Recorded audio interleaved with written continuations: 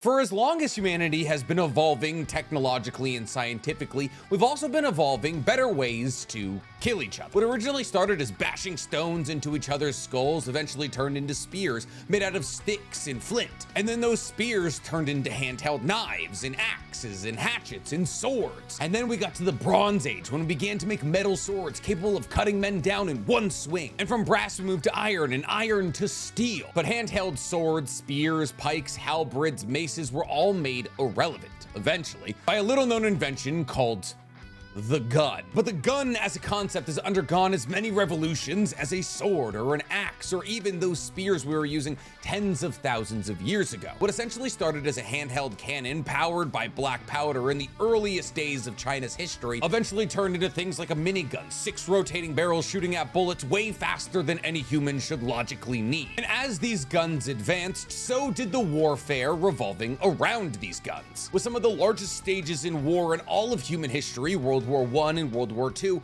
being their testing grounds. But why are we talking about guns? Because guns don't only play a crucial role in human history, but also a lot of anime history. There's dozens, if not hundreds, if not thousands of iconic anime characters who use guns as a large part of their moveset. There's Revi from Black Lagoon, Shion from SAO, and Genya from Demon Slayer. See, Genya is a user of what's known on the interwebs as freedom breathing. As Genya Shinazagawa isn't a user of any breathing techniques, but is a user of the blicky. But Genya is actually a much more nuanced and interesting character than just the guy with the shotgun. In fact, I believe that Genya is one of the most compelling characters in all of Demon Slayer, and he's critically slept on. But what makes this character, the little brother of one of the strongest Hashira in the entirety of the Demon Slayer universe, so interesting? Is it the fact that he's the only demon slayer to use a gun? Or his mysterious power to turn himself into a demon? Or is it the fact that narratively he is the closest thing in Demon Slayer that Tanjiro has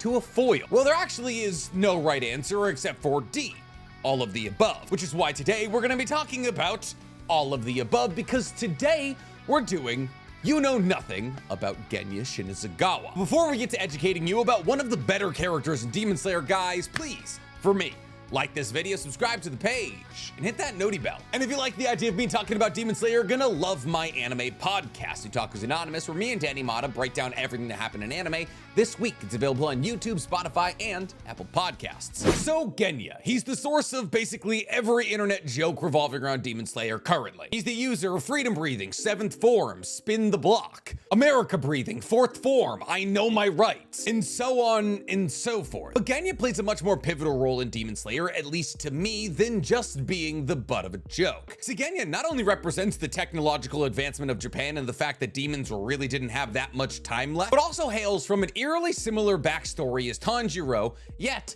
turned out very differently than Tanjiro. And I think the dichotomy of both of these characters' personalities serves as a super interesting foundation for conversation. But before we get into what Genya represents or what abilities he has that sets him out from the rest of the pack of Demon Slayers, we gotta start this video off in the way that we tend to start these videos off.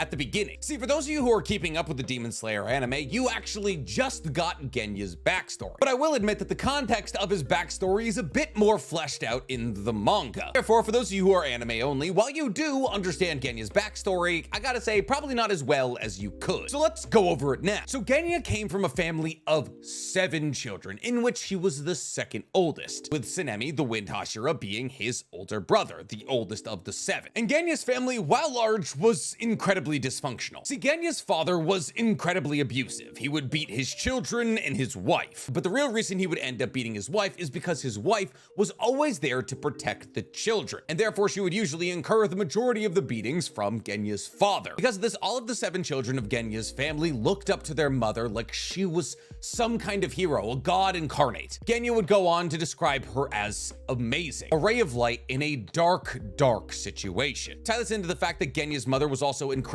hardworking, working almost 14 hours a day to make sure that her family was fed, and she was well and truly a superhuman mom. And therefore, she was beloved by everyone she met. Genya's father, on the other hand, not so much. See, Genya's father wasn't only hated in his own family, he was hated by the entire village he lived in. And one day, while Genya's father was out and about, probably being drunk and abusive elsewhere, he got stabbed to death. And you know what?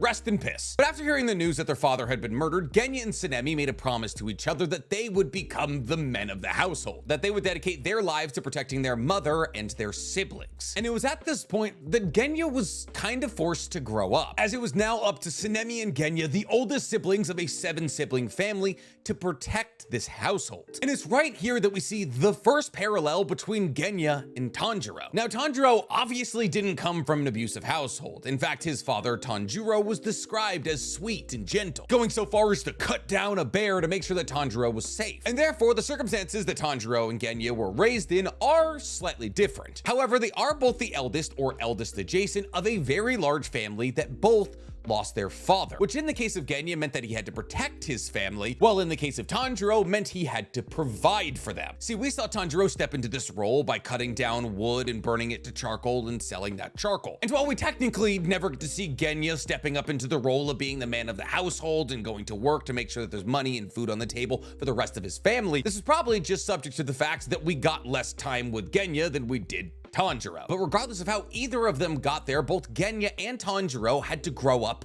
quick. And unfortunately, they were gonna have to grow up again real soon. See, one day Genya's mother didn't come back from work, and this had all of the children in the household worried, especially Tsunemi. And as the children began to worry, saying that their mother had never been out this late before, Tsunemi decided that he would go and look for her, while Genya would stay behind and keep an eye on all of their siblings. However, while Tsunemi was away, a loud knock came at the door of the Shinozagawa household. Assuming that it was their mother, 4 of the Shinozagawa children sprinted for the door, while Genya warns them, wait, it may not be mom. And it was mom, but they probably should have waited. Because as these 4 young children sprinted for the door was slashed down by a demon. And all 4 of these children died immediately. The demon then pushed into the household and slashed Genya's cheek. However, Genya was also holding his youngest brother. And what Genya didn't realize is that the reason that this demon didn't kill him when it slashed him because it killed his younger brother. And this is how Genya got the scar that he still has to this day. However, Genya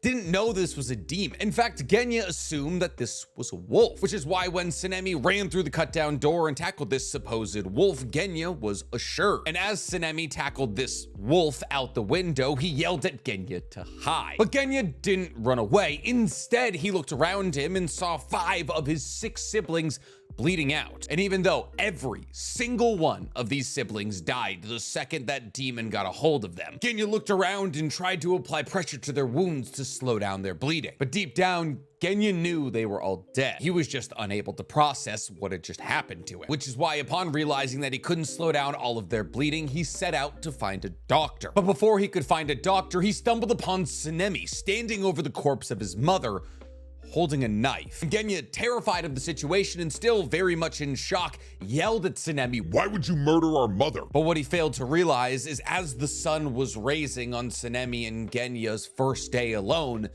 his mother's corpse started to fade away. See, Genya initially didn't realize that it wasn't a wolf, and that instead it was his mother who had been turned into a demon while at work. And what semblance of her humanity she had left brought her back to her house. And it was Tsunemi who had to bear the unbearable burden of having to cut down his own mother to protect the little bit of family he had left. But Genya, as a child, shell-shocked by the entire situation, didn't realize the reality of the situation until much later on. See, in the anime, after we get the scene of Genya yelling at Tsunemi asking why he would murder their mother, we're served to the scene where Genya and Tsunemi are talking about how their father had been cut down and how they would now need to protect the family. Now, the common misconception I'm seeing amongst people who have seen the episode is that people believe that this is Genya and Tsunemi making up. They're talking about how they need to protect the memories of their family and their mother. But if you look closely, you'll realize that in this scene, Genya doesn't have his scar. This actually happened before Tsunemi had to cut down his own mother, which is why Genya was so afraid about dying before he had a chance to say he was sorry to Tsunemi. But once again, you can't help but see the parallels between Genya's story and Tanjiro's story, with both of them being attacked by a demon that wipes out almost everyone in their family except for one family member. Their mother, all of their siblings, their father, all gone, except for the one last piece of family they have left. And because they only have one more piece of their family left, these people become the most important people in the world to them. However, where their stories differ is that Tanjiro didn't have to watch his family die. He discovered it, while Genya very much had to be there for it. Add that into the fact that the way that Genya's family was eradicated was substantially worse than the way that Tanjiro's family was eradicated, in that his mother was demonified and then cut down her entire family and then had to be cut down by the eldest of her children. And you can see how Tanjiro, even though he comes from an awful situation, honestly got a better shake than Genya. And the real separation between Genya and Tanjiro, and I believe this is the purpose of it,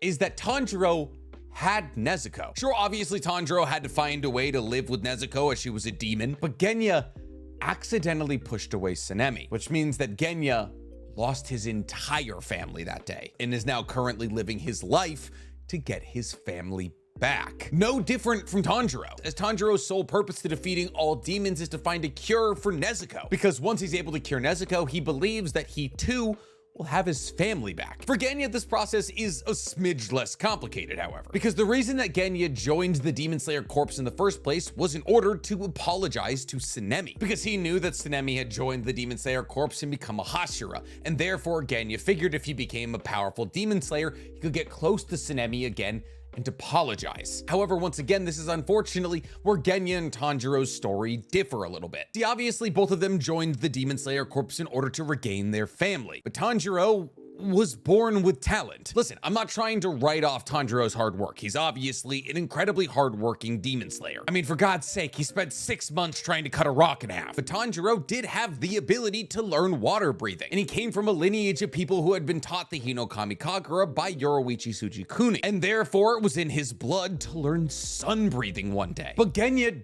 didn't have either of those things. See, Genya has no talent for breathing styles, be they water breathing, sun breathing, wind breathing, anything. However, what Genya does have is an ability unlike anybody else in the entire show. See, Genya has the ability to consume demons and steal their abilities. Well, not necessarily steal their abilities, but use them. See, Genya has insanely strong jaws and teeth, which allow him to plunge into demons and rip their flesh out and chew it and swallow it. And when he consumes demon flesh, he gets dark eyes, fangs. He's able to regenerate. His physical constitution increases massively, and for some reason he gets blonde tips. Now, this ability allows Genya to make up for the fact that he can't use breathing techniques, because by being able to tap into the power of demons, he already gets access to the increased stamina and strength that he would get by learning total concentration breathing, as total concentration breathing is supposed to give demon slayers the level of stamina and ability to fight at a certain speed that demons have just by being demons. And therefore, fortunately, he gets to go around the massive amount of work required to learn total concentration breathing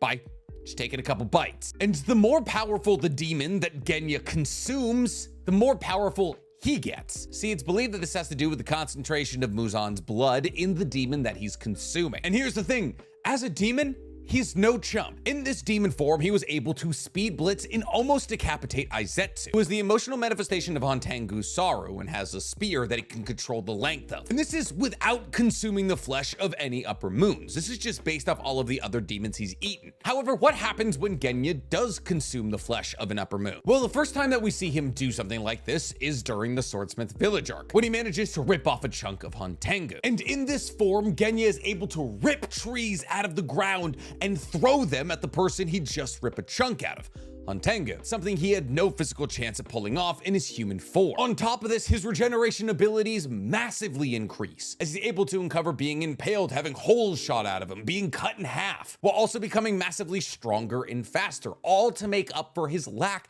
of talent and breathing techniques. But why can Genya turn into a demon? We actually don't know. We never get told. But the current working theory, and the theory that I enjoy the most revolving around this ability, is desperation. Think about the reason that anybody in the Demon Slayer universe becomes a demon. Willingly, that is. It's desperation. The reason that people like Akaza or Doma or any of the upper moons became a demon is because they were desperate for more power. They wanted years to master their breathing form, like Kokishibu, or years to train in their martial arts and get to the point where no other martial artist could defeat them, like Akaza, or to rule eternally over a cult that you started as a baby, like Doma. Desperation for immortality and power. So the reason that Genya can become a demon isn't because he needs to live an entire life, but because he needs to get strong enough to apologize to Tsunemi. And that desperation allows him to manipulate and manifest these demonic powers into his own system, but only temporarily, as manifesting these demonic powers fully would just make him a demon, which would mean he would never get a chance to apologize to Tsunemi. So by tapping into the desperation of wanting to be powerful enough to get acknowledged by his brother and therefore be in a situation to apologize to his brother, Genya has given himself the ability to manifest demonic powers temporarily. And this is the true beauty of the difference between Tanjiro and Genya. They both have to work hard, but in very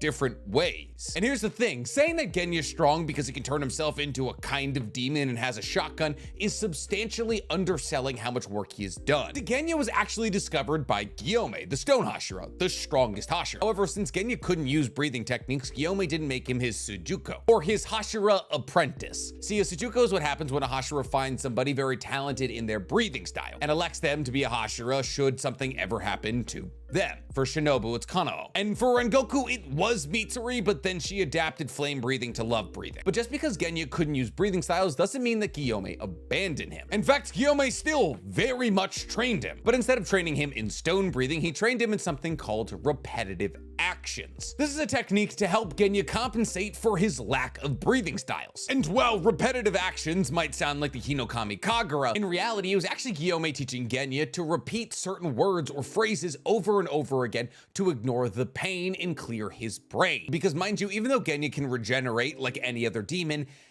it still hurts to get stabbed. So Genya is constantly saying the Amida Sutra. Now, sutras are usually tied to either Hinduism or Buddhism. In Hinduism, each sutra is like a short rule, where lessons about philosophy or grammar or ritual are wrapped into a short saying. While in Buddhism, sutras, also known as suttas, are regarded as the records of Buddha, specifically Gautama Buddha. That is to say that it's an oral or written recitation of something that Buddha said. Genya repeats this sutra to focus his mind and ignore the pain of getting stabbed a lot. But on top of all of this, yes, Genya does supplement his strength in another way. And that other way is dual wielding. Not something that's particularly rare amongst demon slayers, as Gyome, the person who taught him how to be a demon slayer, also dual wields, but what he dual wields with is slightly rare. See, in one hand, Genya wields a sword. It's a wakizashi, a shorter version of a katana, while in the other hand, he wields, you know, a sawn-off shotgun, which is capable of shooting Nichiren bullets. And Genya is deadly accurate, as he was able to shoot off Sekido's head, Aizetsu's head, and Karaku's head. On top of this, while being electrocuted, he was still able to pop off Sekido's head. Genya has even gone so far as to say that he's actually more adept with his shotgun than he is with his wakizashi. But Genya isn't the only character in the Demon Slayer universe who uses guns. He's definitely the most important and most acknowledged character that uses guns, but in Rengoku's spin-off manga, he battles against a demon by the name of Hyro, who has a blood demon art known as Umbra Kinesis, the ability to control shadows. And out of these shadows, Hyro pulls dozens, if not hundreds of guns, using these guns to kill demon slayers all across the country. But what makes Genya so special is the fact that his bullets are Nichiren, and therefore are made in the Swordsmith village and are therefore very rare. And while obviously Genya has the ability to demonize himself, which gives him a fighting chance against, you know, demons, the gun is also doing a fair amount of work here. Now, mind you, Demon Slayer takes place during the Taisho period, which in Japan was between 1912 and 1926. And a couple of important things happened between 1912 and 1926. World War I happened, tanks were revolutionized, biplanes were used in combat, the machine gun was created, which might bring you to the very logical question, why aren't more Demon Slayers using guns? And here's the thing, if Demon Slayer had happened in any period after the Taisho period, they would be using guns. But guns in the Taisho period of Japan were hard to come across, expensive, and very hard to maintain. But it wasn't gonna stay that way for long, and it's not like Japan is rife with guns. But the M1919 Browning light machine gun was created in 1919. And if you loaded up a Browning with Nichiren bullets, even Muzan probably isn't surviving that encounter. You get a couple LMGs on Muzan from 100 yards away, yeah, I think we can hit 12 vital organs all at once. Ironically, Genya's character is supposed to represent that human technology is gonna make demons irrelevant in the next 2 or so decades. You give every single demon slayer a pump-action trench gun filled with Nichiren slugs, and the demons are gonna be lodging more complaints than the Germans in World War II. But one of my favorite things about Genya is that they absolutely could have leaned into the gun route. And to a small degree, they kind of do. But at the same time, while displaying the strength of Genya's weapon, they also displayed the strength of Genya's will. As Hantenku isn't even the strongest demon that Genya ever gets in his mouth, as Genya much later in the manga eventually gets a piece of Kokyoshibu, Upper Moon 1, in his mouth and gets to chewing. And after overcoming the will of Kokyoshibu and maintaining the power flowing into his body, Genya begins to manifest powers like he's never seen before, as Genya's speed, strength, and regeneration all skyrocketed, being able to regenerate a bisected part of his body in mere seconds. But even beyond this, Genya's shotgun began to show the telltale features of Kokyoshibu's skin katana, in that his shotgun grew Kokyoshibu's eyes and grew veins, which gave Genya the ability to augment the speed and trajectory of his bullets mid-air. And when these bullets come into contact with their target, Genya is able to funnel a blood demon art through them. A blood demon art that he stole somewhat from Zohakuten, which is the final version of all of Hantengu's emotional clones coming together. And Zohakuten has wood release, essentially. He's able to control and augment all plant life. And therefore, when these bullets are lodged in their targets, they begin to grow trees, vampiric trees, that not only lock the person these trees are growing out of into place, but also begin to absorb their blood. And if the person these bullets are shot into is a demon, it stops them from being able to use their blood demon art, which is shown to be able to slow the likes of Kokyoshibu, one of the strongest demons in existence, the second strongest demon in existence, down. All of this from a boy unable to use breathing techniques. See, a lot of people write off Genya as somebody who gained strength through very little hard work. But to say that Genya hasn't worked hard is to confuse hard work with physical labor. See, obviously Tanjiro has gained all of his strength through physical hard work. He went from a scrawny little wood chopper to a buff little demon slayer. And as he gained these new sword techniques and this strength and this stamina, he's become stronger. But Genya has increased his strength through marksmanship and by forging forward with an iron will to reunite his family. That allows him with an iron will to use Muzan's blood against Muzan, suppressing even the will of some of the strongest demons in the history of the universe like Kokyoshibu. Well, Genya's hard work may not look like Tanjiro's. Genya's hard work has been equal to or maybe even more taxing than Tanjiro's. But the true beauty of both of their characters is that regardless of what their hard work looks like, they're both just trying to get their family back. And that's why I believe Genya is such an underrated character. He shows in the best possible way what could have happened to Tanjiro and what Tanjiro would go through in order to get Nezuko back. So next time you want to write him off as a shotgun wielding sociopath who feels nothing but hatred for demons, think about how Tanjiro, the world's nicest little sweetheart, could have ended up just like that if things had just broken a little bit differently for him. That's everything you need to know about Genya, Tanjiro's true foil. Do you guys appreciate him more as a character now? Tell me in the comments below. And while you guys are down there, please, for me, like this video, subscribe to the page, and hit that noti bell. Listen, you put Genya a mile out with a Barrett 50 cal, the Infinity Castle arc would have been a lot shorter.